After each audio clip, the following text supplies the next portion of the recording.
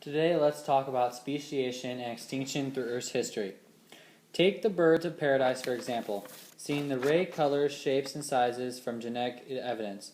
The classic definition of speciation is potentially interbreeding natural populations which are reproductively isolated from other groups.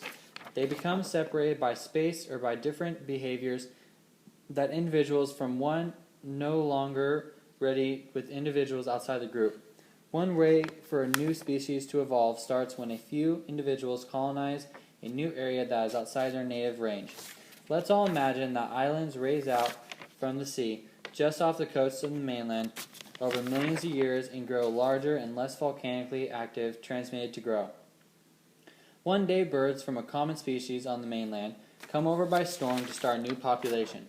These birds move between the island and the mainland only rarely. The conditions for the reproductive isolation are set and the brand new island population is on its way to becoming a new species. Over thousands of generations, populations will be shaped by natural and sexual selection into separate forms, but each with a new, unique genetic fingerprint.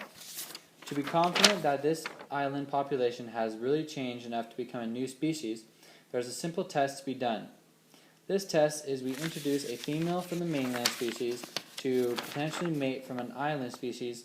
After 200 generations is isolated, it appears that these two still recognize each other as members of the same species.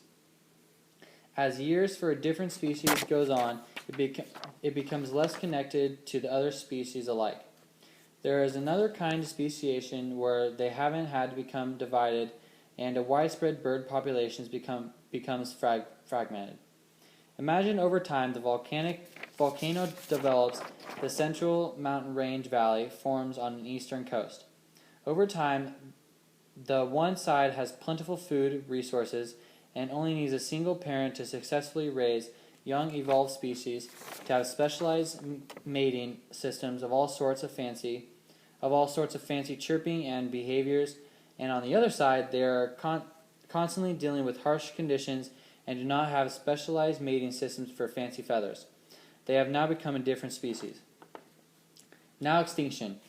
Extinction is a state or process of a species, family, or larger group being or becoming extinct or disappearing. The best example I can give for you for extinction is the dinosaurs. But even though extinction happened way back when, it still happens today and it will happen forever. Unlike past mass extinctions caused by events like asteroid strikes, volcanic eruptions, and natural climate shifts, the current crisis is almost entirely caused by us, humans.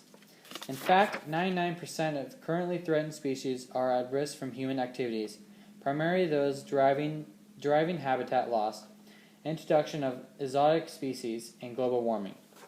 Because the rate of change in our biosphere is increasing, and because every species extinction potentially leads to the extinction of others bound to that species in a complex ecological web, numbers of extinction are likely to snowball in the coming decades as ecosystems unravel. Essentially, we are becoming our own dinosaurs and we are extincting ourselves. Thank you.